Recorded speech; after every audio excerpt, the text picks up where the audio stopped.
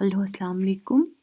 आज हम लोगों को यूनिट 1 ही कंटिन्यू करना है, जिसमें आप लोगों को मैंने बोला था यूनिट 1 जो आपका है सॉफ्टवेयर कंस्ट्रक्शन एसेंशियल्स, और इसमें टोटल आपके 4 सेशंस हैं। जो पहला सेशन है डिस्क्राइब कंप्यूटर आर्किटेक्चर, ये वाला हमने कंप्लीट कर दिया, इसमें अब हमें कुछ नहीं पढ़ना है। अब सेकंड यूनिट है describe the basic concept of mathematics and statistics, and third unit है solve the problem using problem solving method, and fourth है describe computer programming language concepts. तो जो सेशन 1 है इसमें ये फॉलोइंग टॉपिक्स ये हमने सब पढ़े हैं: computer input output devices, memories types and introduction to digital electronics, जिसमें आप लोगों ने वो नंबर सिस्टम एंड कन्वर्जेंस वगैरह पढ़े हैं। तो अब हमें देखना है हम सेशन सेकंड में हमें क्या क्या चीज़ें पढ़नी है। ये बहुत बड़ा सेशन है। I will try to complete it all, मतलब मैं चाहती हूँ ये सारा हमारा कंप्लीट हो, लेकिन ये बहुत ज़्यादा लेंथी है। आई डोंट थिंक फिर हम बाकी सिलेबस को टच कर पाएंगे अगर हमने इसी पे ज़्यादा टाइम स्पेंड किया तो। अब इसमें जो ज़्यादा इंपॉर्टेंट टॉपिक्स हैं हम पहले वो कवर करेंगे, then we will try to complete other topics, and फिर अगर हमें टाइम बचा तो फिर हम देखते हैं इसमें हमें क्या इम्पोर्टेंट और लगता है। हर टॉपिक को हम टच करेंगे, लेकिन उतना ज़्यादा डीप नहीं जाएंगे जितना मतलब एक्सपेक्ट आप लोग कर रहे होंगे, या मे बी मतलब ये थेरीज़ वगैरह ये जो टॉपिक्स हैं इनमें जितना कंटेंट है हम उस सब को टच नहीं करेंगे, लेकिन बेसिक जो आइडिया है हर किसी चीज़ का टच करेंगे। तो सबसे पहले जो इसका ये है टॉपिक वो है डिस्क्रीट मैथमेटिक्स। डिस्क्रीट मैथमेटिक्स होता क्या है बेटा? जब हम मतलब ये वो ब्रांच है, यूजुअली इसको कोई ऑथर ब्रांच कहता है, कोई ऑथर बिल्कुल अलग स्टडी करार देता है, लेकिन we will deal it just like ये एक ब्रांच है मैथमेटिक्स की, जो सिर्फ डील करता है उन चीज़ों के साथ, मतलब उन ऑब्जेक्ट्स के साथ जो डिस्क्रीट होंगे। डिस्क्रीट मीन्स अलग, डिसकॉन्टिन्यूअस, मतलब युकोटे यन कॉन्सेप्ट यम कनेक्ट आसन पानवेन कह, बिल्कुल अलग अलग से होंगे। एग्जाम्पल देखो, ये नेचुरल नंबर्स की एग्जाम्पल 1 2 3 4 5 6 एंड सो ऑन। तो 1 अलग नंबर है, 2 अलग है, 3 अलग है, 4 अलग है, 5 अलग है। लेकिन अगर इसके बजाय हम लोग कॉन्टिन्यूस नंबर्स देखें तो वो रियल नंबर्स हम ले सकते हैं। फॉर एग्जाम्पल 0.00000001, फिर उसके बाद 0.000000, मतलब आप देखिए अगर आप एक लाइन पे पॉइंट्स लेंगे वो कितने ज़्यादा infinite number of points and they are always connected, वो कहलाएगा कॉन्टिन्यूस, डिस्क्रीट नहीं कहलाएगा। लेकिन अगर हम कुछ अलग पॉइंट्स लेते हैं, से फॉर एग्जांपल हम यही एग्जांपल नेचुरल नंबर्स की या इंटीजर्स की, हम अलग अलग नंबर्स लेते हैं, वो हम आपस में कनेक्ट नहीं कर रहे हैं, उस वक्त हम लाइन कंसिडर नहीं करते हैं, हम अलग अलग पॉइंट्स लेते हैं, तो दैट मीन्स उस वक्त हम बोल सकते हैं ये डिस्क्रीट है। या डिजिटल क्लॉक डिस्क्रीट होती है नेचर में। फॉर एग्जांपल आप फ़ोन जब खोलते हैं फिर आप उस पर टाइम देखते हैं, तो यूजुअली जब आप टाइम देखते हैं ना, तो से फॉर एग्जांपल 8 बजे होते हैं, तो 8 बजे के बाद आपके डिजिटल आपके फ़ोन की जो क्लॉक होती है वो दिखाती है 8 बजकर 1 मिनट, दैट मीन्स 8:01। तो दैट मीन्स ये जो शार्प ट्रांजिशन होता है ये आप लोगों को बाकी के सेकेंड्स, बाकी के छोटे से जो मूवमेंट्स होते हैं टाइम के वो नहीं दिखाती है। लेकिन इसके बरक्स अगर हम एनालॉग क्लॉक देखें, एनालॉग क्लॉक जो यूजुअली आप लोगों की दीवारों पे लगी होती है, जो घूम रही होती है, उसके जो आर्म्स घूम रहे होते हैं, उसके हैंड्स घूम रहे होते हैं, तो उस वक्त वो होती है कंटिन्यूस इन नेचर, क्योंकि वो आप लोगों को छोटे से छोटे ट्रांजिशन ऑफ टाइम दिखाती है। मतलब आधा सेकेंड कब हुआ, 1 सेकेंड कब हुआ, तो वो कॉन्टिन्यूस इन नेचर है, आप लोग कॉन्टिन्यूसली टाइम को चेंज होते हुए देखते हैं। लेकिन आपके फ़ोन पे जब आप टाइम चेक करते हैं, या अगर किसी के पास डिजिटल क्लॉक होता है, वो वॉच आते थे, कैसियो वॉचेस आते थे, उसमें वो डिजिटल क्लॉक का एग्जाम्पल है, तो वहाँ पे आप लोगों को डायरेक्टली एक शार्प ट्रांजिशन आता है, 8:1 से आता है 8:2, ऐसे नहीं आता है 8.0001, वैसे नहीं आता है सीधे, एक मिनट के बाद दूसरा मिनट, दूसरे मिनट के बाद, that is a sharp transition and that is called as discrete in nature. तो अब हम डिस्क्रीट मैथमेटिक्स को इतना इम्पोर्टेंट करार क्यों देते हैं? सिंस आप लोगों को पता है आपका सब्जेक्ट आईटी है, तो हमें मैथ्स पढ़ना क्यों है? क्यों ये बहुत ज़रूरी है एक कंप्यूटर स्टूडेंट के लिए, एक इंफॉर्मेशन टेक्नोलॉजी स्टूडेंट के लिए? सिंस आप लोगों का जॉब प्रोफाइल है डेवलपमेंट, इससे आप लोगों की मैथमेटिकल थिंकिंग बहुत बढ़ती है, मतलब कैलकुलेट करना, किस प्रॉब्लम को किस तरीके से सॉल्यूशन ढूँढना, तो ये आपकी प्रॉब्लम सॉल्विंग स्किल्स को इम्प्रूव करता है। इससे आप लोगों मतलब ये आपको एज अ बेस एक्ट कर सकती है सॉफ्टवेयर डेवलपमेंट के लिए या और किसी टाइप की डिज़ाइनिंग के लिए। जैसे फॉर एग्जांपल कोई आपको बोलेगा ज़रा मेरे लिए कोई, आप लोगों ने बहुत सारे थ्योरम्स पढ़ी हैं, आप लोगों ने बहुत सारी थेरीज पढ़ी हैं। से फॉर एग्जांपल आप लोगों को इसी थेरी के लिए या इसी किसी मैथमेटिकल प्रॉब्लम के लिए कोई कंप्यूटर प्रोग्राम डिज़ाइन करना है, तो जब आपकी मैथमेटिकल बेस स्ट्रॉन्ग होगी तो तभी आप लोग एक अच्छे डिज़ाइनर कहलाएंगे। एंड हम इसे प्रॉब्लम सॉल्विंग स्किल्स से हमारी इम्प्रूव करते हैं, तो किस टाइप की प्रॉब्लम्स हम मतलब किस में इम्प्रूवमेंट हम देख सकते हैं? फॉर एग्जांपल नंबर को सॉर्ट करना, कितने तरीके हैं नंबर को सॉर्ट करने के लिए, उसमें आप लोगों को प्रैक्टिस हो सकती है। ग्राफ्स को ड्रॉ करने के लिए, एल्गोरिदम्स को बनाने के लिए। एल्गोरिदम्स क्या होता है ये भी आप लोगों को आगे पढ़ना है, वो हम देखेंगे। अभी फ़िलहाल आप थेरेटिकली याद रखिए कि हम एल्गोरिदम्स को इससे कंस्ट्रक्ट कर सकते हैं वेरी इफ़ेक्टिवली, और हम अपने प्रोग्राम्स को बहुत अच्छे से डिज़ाइन कर सकते हैं। तो अब जो हमारा डिस्क्रीट मैथमेटिक्स में बेटा पहला टॉपिक है दैट इज़ सेट थ्योरी। तो हमें देखना है ये सेट्स वगैरह क्या होते हैं। तो सिंपली जो ये सेट होता है ना, ये यही since discrete mathematics distinct object की स्टडी है, तो जो सेट होता है ये हम डिफाइन करते हैं जब हम कलेक्ट करते हैं इन्हीं अलग अलग ऑब्जेक्ट्स को एक साथ, लेकिन वो जो अलग अलग ऑब्जेक्ट्स होते हैं वो सेम टाइप के होते हैं, तभी वो एक सेट कहलाता है। और जो इस सेट के ये ऑब्जेक्ट्स होते हैं जो एक सेट को बनाता है, उसको या हम एलिमेंट्स बोलते हैं या मेंबर्स ऑफ सेट बोलते हैं। ऑब्जेक्ट कोई भी हो सकता है, नंबर्स हो सकते हैं, अल्फ़ाबेट्स हो सकते हैं, नेम्स हो सकते हैं, नेम्स किसी के भी हो सकते हैं, इंसानों के, कंट्रीज़ के, ऑब्जेक्ट्स के, चीज़ों के, दरिया के, समंदरों के, पहाड़ों के, पेड़ों के, बर्ड्स के, नेम कुछ भी हो सकते हैं। तो एग्जाम्पल्स ऑफ सेट्स हमने दिया है, set of reverse in India, ये सेम टाइप है, रिवर एक ही चीज़ है और डिफरेंट डिफरेंट से। फॉर एग्जांपल आप लोगों ने रखा है कावेरी, रावी, जो भी रिवर्स हैं आप लोग उनका एक सेट बना सकते हैं। इसी तरीके से सेट ऑफ वॉवेल्स, अगर आप वॉवेल्स का एक सेट बनाएंगे तो वो बनेगा, उसके ऑब्जेक्ट्स या उसके मेंबर्स क्या बनेंगे, ए ई आई ओ यू, तो इस तरीके से वो एक सेट कहलाएगा। जब भी आप लोग एक सेट को बनाते हैं ना, सेट का नाम हमेशा कैपिटल लेटर्स में आता है, स्मॉल लेटर्स में हम सेट का नाम नहीं लिखते हैं। लेकिन जो सेट के अंदर चीज़ें होती हैं, for example set of reverse of India से, फॉर एग्जांपल मैंने इस सेट का नाम रखा है आर। अब जो ये रिवर्स हैं वो उनके नाम में स्मॉल में लिखूंगी, कैपिटल में नहीं। तो दैट मीन्स एलिमेंट्स जो हैं वो स्मॉल लेटर से लिखे जाते हैं और सेट का नाम लिखा जाता है कैपिटल लेटर से।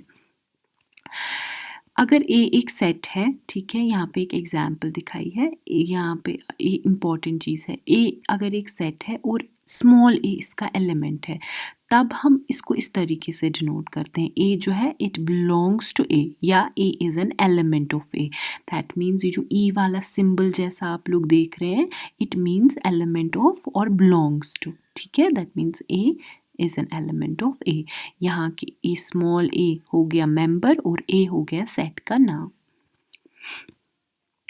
अब जो है सेट को हम किस तरीके से रिप्रेजेंट करते हैं, इसकी दो तरीके हैं। आप लोग एक सेट को किस तरीके से लिख सकते हैं, एक होता है रोस्टर या tabular form.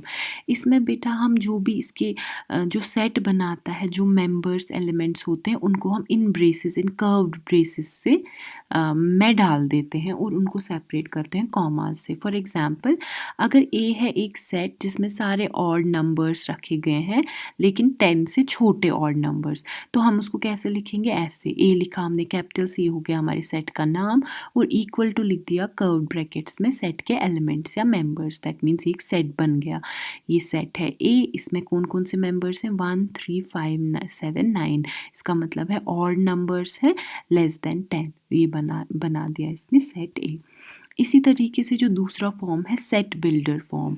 Set builder form वो तरीका होता है रिप्रेजेंटेशन का जिसमें हम प्रॉपर्टीज़ लिखते हैं एक सेट की। मतलब अगर एक एलिमेंट को इस सेट का हिस्सा बनना है तो उसमें क्या प्रॉपर्टी होनी चाहिए कि वो इस सेट का हिस्सा बनेगा। रोस्टर फॉर्म में हम डायरेक्टली सेट के एलिमेंट्स को लिख देते हैं, यहाँ पे हम इसकी प्रॉपर्टीज़ को मेंशन करते हैं। फॉर एग्जांपल देखो, एग्जाम्पल अगर बी हमें एक सेट बनाना है जिसमें ये नंबर्स हमें होने चाहिए, तो हम सेट बिल्डर रिप्रेजेंटेशन में किस तरीके से लिखेंगे, इस तरीके से बी एक ऐसा सेट है बी इक्वल टू एक्स। ठीक है, बी में जो मेंबर्स होंगे वो एक्स होंगे, सच दैट, लेकिन यहाँ पे क्या, सच दैट एक्स जो होगा x is equal to 2^n। यहाँ पे मैंने लिखा है बी में जो है x होगा मेंबर, लेकिन x क्या होगा खुद, वो होगा 2^n, where n is an element of n. n means natural numbers. मैं आप लोगों को ये मैंने एक टेबल भी आप लोगों के लिए रखा है जिसमें आप ये देख सकते हैं, इनको मेमोराइज करिएगा अच्छे से। Where n is an element of natural numbers and जो n है वो greater than 1 है लेकिन less than 5, less than equal to 5 है। n is greater or equal to 1 and n is less than equal to 5। यहाँ पे देखो किस तरीके से x है वैल्यू, तो x का वैल्यू हम क्या दे रहे हैं 2^n। यहाँ पे लेकिन n का हमने वैल्यू क्या दिया है, वो नेचुरल नंबर है या उसका वैल्यू 1 या 1 से ज़्यादा है या 5 या 5 से कम है, तो हम पहले n का वैल्यू 1 देते हैं। तो 1 अगर देंगे तो ये क्या होगा 2^1, तो हो गया वो 2, आ गया सेट का वैल्यू 2। इसी तरीके से दूसरा वैल्यू हम देंगे n का 2।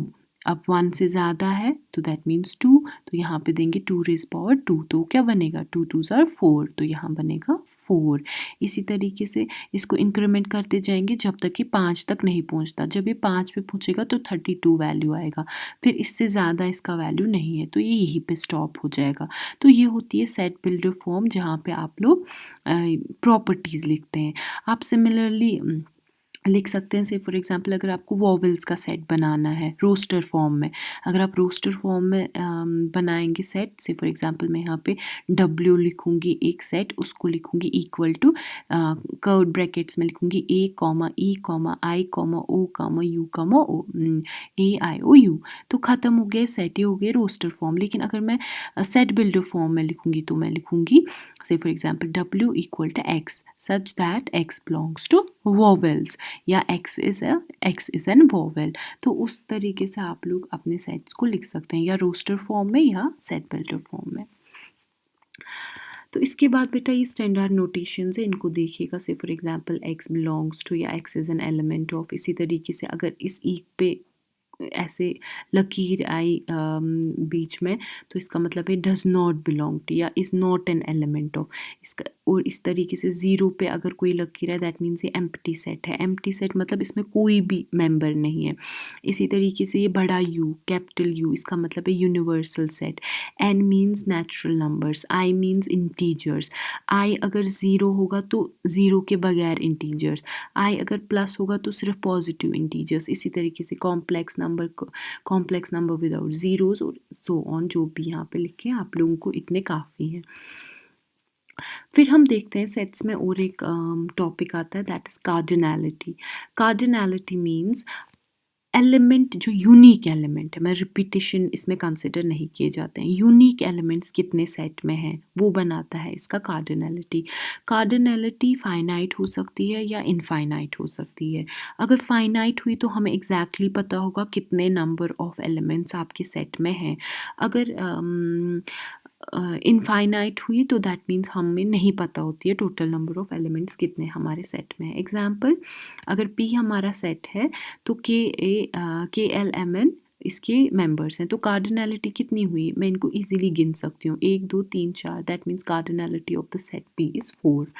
इसी तरीके से हमने एक सेट बनाया है उसमें सारे नॉन नेगेटिव इंटीजर्स हैं, लेकिन नॉन नेगेटिव इंटीजर्स बहुत सारे हैं बेटा, दैट मीन्स ये एक इन्फिनिट सेट है। इसमें कार्डिनैलिटी क्या होगी, काउंटेबली इनफाइनाइट। काउंटेबली इनफाइनाइट क्यों हम यहाँ पे लिखते हैं? Because we can count them 1 2 3 4 5 6, but we have to keep counting so and so on, that means it becomes infinite. But we can count them, but it is infinite to count. That means we will never stop counting. इस हको न ज़हीं रुके counting, तो that means it is called as countably infinite, और वही इसकी cardinality भी बन जाती है।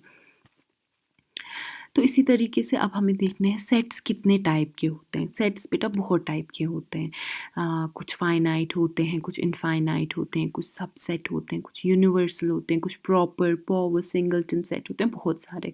अब हम कुछ एग्जांपल्स देखेंगे, कुछ 10-12 एग्जांपल्स ऑफ सेट्स की, कौन कौन से सेट आप इनकाउंटर कर सकते हैं। जो पहला होता है फाइनाइट सेट। फाइनाइट सेट वो सेट होता है जिसकी कार्डिनैलिटी जो होती है वो आप गिन सकते हैं। That means for example cardinality of empty set. देखो ये एम्प्टी सेट है, ये दिखा है 0 and it's denoted by theta symbol है इक्वल टू 0। ये एम्प्टी सेट है, इसमें कोई नहीं है, एलिमेंट नहीं है। इसी तरीके से set of even positive integers, ये क्या है? ये नॉट अ फाइनाइट सेट, ये फाइनाइट सेट नहीं है। मतलब क्योंकि पॉजिटिव इंटीजर्स वो इन्फिनिट नंबर ऑफ इंटीजर्स होते हैं काउंटिंग में, तो हम उसको फाइनाइट सेट नहीं भूल सकते हैं। इसी तरीके से a set is called a finite set if there is one-to-one correspondence between the elements in the set and elements in the set sum, where n is a natural number and n is the cardinality of the set. Finite sets are also called as numerable set, that's n is termed as the cardinality of the cardinal number of the set. Simply अगर आप कोई भी finite कोई set लेते हैं उसको आप तभी finite set बोल सकते हैं जब उसके जो एलिमेंट्स होंगे आप उनको कोई नंबर दे सकते हैं। That means you don't have to call them infinite number of elements. आप उनकी कार्डिनैलिटी को इनफाइनाइट नहीं बोल सकते। अगर कोई पर्टिकुलर नंबर होगा, कोई इंटीजर नंबर होगा, नेचुरल नंबर होगा, जिसमें आप लोग कोई वैल्यू देंगे, से फॉर एग्जांपल यहाँ पे n दिया है कार्डिनैलिटी, जहाँ पे n जो होगा वो कोई नेचुरल नंबर होगा, दैट मीन्स आप गिन पाए हैं उस सेट के एलिमेंट्स को, तो ये बनाएगा उसको एक फाइनाइट सेट। अब जो और एक टाइप ऑफ सेट है वो infinite set. Obviously infinite set क्या हो गया? जिसके सेट जो उसके एलिमेंट्स होंगे, जिसके मेंबर्स होंगे वो फाइनाइट नहीं होंगे। अब फाइनाइट हो सकते हैं काउंटेबली इनफाइनाइट और uncountable infinite. Uncountable finite means, से फॉर एग्जांपल मैंने आप लोगों को बोला था जब 1-to-1 कॉरस्पॉन्डेंस होगा एलिमेंट्स पे, जैसे हमने देखा था पॉजिटिव सेट ऑफ इंटीजर्स या non negative set of integer, वो काउंटेबल इनफाइनाइट होता है। मतलब हम उसको सेट को काउंट तो कर सकते हैं, लेकिन जो काउंटिंग है वो चलती रहेगी। हम उसको रोक नहीं सकते हैं उस काउंटिंग को। अनकाउंटेबल इनफाइनाइट वो हुआ जिसको आप काउंट भी नहीं कर सकते हैं। ठीक है, एग्जाम्पल यहाँ पे देखे है रियल नंबर्स की। रियल नंबर, सारे रियल नंबर जो लेस देन 1 है, ठीक है, एक मतलब 1 से जो लेस देन है लेकिन रियल नंबर्स जिसमें दैट मीन्स डेसिमल फॉर्मेट में है, वो अगर आप लोग किसी सेट में रखेंगे तो उसको बोलेंगे अनकाउंटेबल इनफाइनाइट, क्योंकि हम उनको काउंट नहीं कर सकते हैं, क्योंकि रियल नंबर्स बहुत बढ़ जाते हैं। Then come subset. सबसेट हम कब बोलेंगे एक सेट को? तब जब वो उसके कुछ मेंबर्स किसी दूसरे सेट के मेंबर्स हों। से फॉर एग्जांपल यहाँ पे मैंने एक सेट बनाया है ए, ठीक है, इसके जो एलिमेंट्स हैं ना, इसका हर एलिमेंट सेट बी में भी है, लेकिन जो बी है सिर्फ जब आप लोगों को ऐसे कोई दो सेट मिले, फॉर एग्जांपल यहाँ पे ए है और बी है, और ए के सारे एलिमेंट्स जो हैं वो बी में भी प्रेजेंट हैं, इसका मतलब है मैं बोल सकती हूँ ए जो है वो सबसेट है बी का, क्योंकि ए के सारे एलिमेंट बी में भी प्रेजेंट है, और बी जो है उसको बोला जाता है सुपर सेट ऑफ ए। ठीक है, एग्जाम्पल देखो, ए में क्या है 1 2, बी में क्या है 4 2 1, 1 2 है ना इसमें, बी के सेट में 1 भी है 2 भी है, तो ए क्या बन गया? इसका सबसेट, और बी क्या बन गया? इसका सुपर सेट, क्योंकि इसमें सारे एलिमेंट्स हैं इसके, लेकिन इसके एलिमेंट्स इसमें सारे नहीं हैं, तो ये बन गया इसका सबसेट, ये बन गया इसका सुपर सेट, और इसको हम इस सिंबल से दिखाते हैं, इसका मतलब होता है सबसेट। ओके, इसके इसके बाद होती है प्रॉपर्टीज सबसेट की। क्या होती है? हर कोई सेट जो है वो अपने ही सेट का सबसेट है। दैट मीन्स ए जो है वो खुद का ही सबसेट भी है, बी भी है, बी जो है खुद का ही सबसेट है।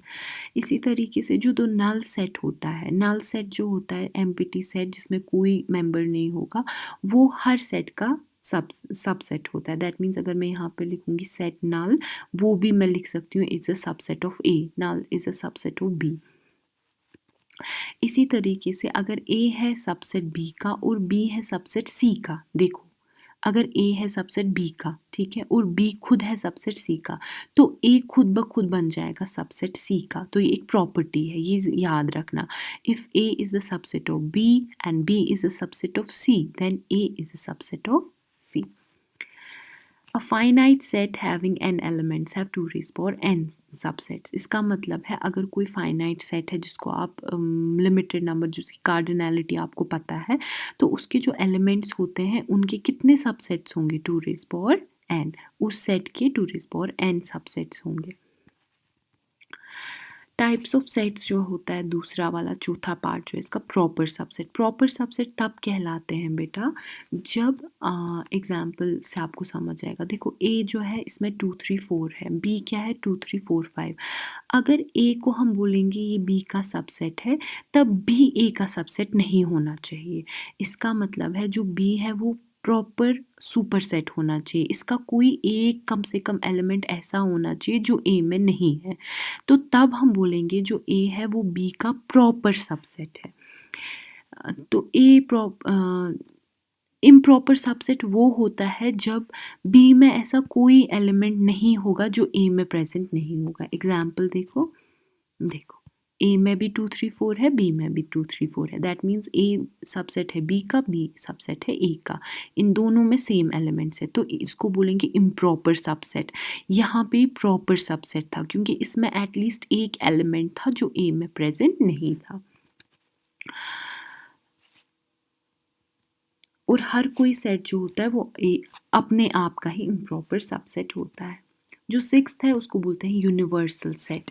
यूनिवर्सल सेट होता है वो सेट अगर आपके पास बहुत सारे सेट्स हैं, से फॉर एग्जांपल 4-5 सेट्स हैं आपके पास, और वो सारे 4-5 सेट्स जो हैं वो सबसेट बन रहे हैं किसी एक बड़े सेट के, छठे सेट के, तो वो छठा सेट कहलाएगा यूनिवर्सल सेट उन 5 के लिए। फॉर एग्जाम्पल ह्यूमन पॉपुलेशन दिखाई है इसमें। ह्यूमन पॉपुलेशन जो है वो यूनिवर्सल सेट का जो है मतलब वो एक ऐसा यूनिवर्सल सेट है जो सारी दुनिया के लोगों को मतलब कंटेन करता है। जैसे मैंने एक सेट बनाया है हिंदुस्तानी लोगों के लिए, इंडियन पीपल, दूसरा सेट बनाया है पाकिस्तानी लोगों के लिए, तीसरा सेट बनाया है फॉर एग्जांपल फ़लस्तीनी लोगों के लिए, इसी तरीके से चौथा सेट बनाया है फॉर एग्जांपल अमेरिकन्स के लिए। तो एक सेट मैंने बनाया है टोटल पॉपुलेशन, तो टोटल पॉपुलेशन में इंडियन लोग भी आएंगे, पाकिस्तानी लोग भी आएंगे, फ़लस्तीनी लोग भी आएंगे, अमेरिकन्स भी आएंगे, तो वो बन जाएगा यूनिवर्सल सेट। इसी तरीके से नल सेट या एम्प्टी सेट ऐसा सेट होता है जिसमें कोई एलिमेंट नहीं होता है। ये हम डिनोट किससे करते हैं? नल से, या नल या एम्प्टी सेट से। इसे नल सिंबल भी कहते हैं, इसको फाई सिंबल भी कहते हैं।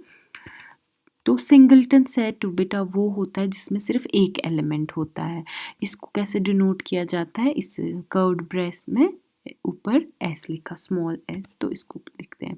से फॉर एग्जांपल एस एक ऐसा सेट है जिसमें एक्स है, जिसमें एक है, x belongs to natural number. ये एक सेट की एग्जाम्पल दी है। एक सिंगलटन सेट ऐसा है जिसमें जो मेंबर है वो एक्स है, लेकिन सच दैट जो एक्स है वो बिलोंग करता है नेचुरल नंबर्स को, और एक्स का वैल्यू क्या है? वो है greater than 7 but less than 9 है। तो ग्रेटर देन 7 8 है, लेस देन 9 8 है, तो वो बन जाएगा 8। ऑब्वियसली तो एक ही एलिमेंट निकला ना वो, तो that means this is a singleton set. इसके बाद बेटा ninth format of type of set है, दैट इज इक्वल सेट्स। जब आप दो सेट्स लेते हैं और दोनों में इक्वल एलिमेंट्स हैं, दैट मीन्स ए में जो एलिमेंट्स हैं वो बी में भी हैं, दो sets are called as equal element. जैसे हमने अभी कुछ टाइम पहले इम्प्रॉपर सबसेट की एग्जाम्पल देखी थी, वो इक्वल सेट्स कहलाएंगे। तो से फॉर एग्जाम्पल ए, अगर ए है equal to B, that means it's equivalent to x belongs to A is equivalent to x belongs to B. That means x A का भी member है, x B का भी member है. So that means A is equal to B. If there is some element in set A that does not belong to B or vice versa, then A is not equal to B. कहते हैं अगर कोई एक element A में ऐसा है जो B में नहीं है, तो उस केस में आप बोल सकते हैं A नहीं है बराबर B के. That is A is not equal to B. तो उस केस में वो इक्वल सेट्स नहीं कहलाएंगे. इसके बाद होते हैं इक्विवेलेंट सेट. देखो इक्वल और इक्विवेलेंट सेट में फ़र्क है. यहाँ पे कार्डिनैलिटी की बात होती है, वहाँ पे एक्चुअल एलिमेंट्स की बात होती है. यहाँ पे सिर्फ कार्डिनैलिटी की सेट होनी चाहिए इक्वल. दैट मीन्स अगर एक की कार्डिनैलिटी 2 है, दूसरे की कार्डिनैलिटी भी 2 है, irrespective of the value of the elements और मेंबर्स. तो उसको बोलते हैं इक्विवेलेंट सेट्स. फॉर एग्जांपल ए में है 1 to 6, बी में है 16 17 22. ये मत इक्वल है. यहाँ पे 1 है, यहाँ पे 16 है, यहाँ पे 2 है, यहाँ पे 17 है. तो that means these are not equal sets but these are equivalent sets, क्योंकि इसकी कार्डिनैलिटी 3 है, इसकी भी कार्डिनैलिटी 3 है. तो that means these are equivalent sets. तो इसी तरीके से बेटा और एक टाइप ऑफ सेट है that is called as disjoint set. Disjoint set वो सेट्स होते हैं जब दोनों सेट्स में से कोई भी एलिमेंट नहीं मिलता है. फॉर एग्जाम्पल अगर ए में ए बी सी है, सॉरी आर में ए बी सी है, एस में के पी एम है, तो दोनों में से कोई एलिमेंट नहीं मिल रहा है. तो these are called as disjoint sets. तो and then 12th one is power sets. Power set क्या होता है? जब हम लोग किसी भी सेट का, से फॉर एग्जांपल ए सेट है, जब हम इसकी सारे सबसेट डिनोट करते हैं ना, that is denoted as the power set. जो अगर ए में n एलिमेंट्स हैं, अगर ए में n एलिमेंट्स है, वो मैंने आप लोगों को पहले ही बोला था पिछले जब हम सुपर सबसेट्स देख रहे थे. तो टोटल नंबर ऑफ सबसेट्स एक, अगर एक में n एलिमेंट्स है तो टोटल नंबर ऑफ सबसेट्स होते हैं बराबर 2 रेज़ पावर n के. तो यहाँ पे भी पावर सेट में हम क्या दिखाते हैं, सारे नंबर ऑफ सबसेट्स क्या हो सकते हैं. That means 2 raise power n elements. Example A क्या है 1 2 3. तो पावर सेट क्या बनेगा इसका, इसके सारे सबसेट्स हम निकालते हैं. एक बनेगा 5 या नल, कोई वैल्यू नहीं. एक बनेगा 1, एक बनेगा 2, एक बनेगा 3. एक सबसेट बनेगा 1 2, एक सबसेट बनेगा 1 3, एक सबसेट बनेगा 2 3, एक सबसेट बनेगा 1 2 3. तो ये सारे बन गए इसके. 2 रेज़ पावर 3 कितना होता है? 2 2 ज़ा 4, 4 2 ज़ा 8. दैट मीन्स टोटल 8 बनने चाहिए members. That means power set के कितने बन गए मेंबर्स? 8. 1 2 3 4 5 6 7 8. ये बन गए 8 टोटल पावर सेट के टोटल एलिमेंट्स, क्योंकि ओरिजिनल सेट में 3 एलिमेंट्स थे. That is 2 raise power 3. 2 raise power 3 होते हैं 8, तो यहाँ बन गए 8 मेंबर्स. तो आज हमने पढ़ा यही सेट्स के बारे में, इनकी कार्डिनैलिटी क्या होती है, टाइप्स ऑफ सेट क्या होते हैं, और हम इनको रिप्रेजेंट किस तरीके से करते हैं, और सेट्स होते क्या हैं एक्चुअली. तो होपफुली बेटा आप लोगों को समझ आ गया होगा. कल इंशाल्लाह हम और देखेंगे. अगर आप लोगों को कोई प्रॉब्लम है तो पहले इसको दोबारा देखिए. अगर फिर भी समझ नहीं आया तो प्लीज़ आप मुझसे पूछ सकते हैं. खुदा हाफिज़.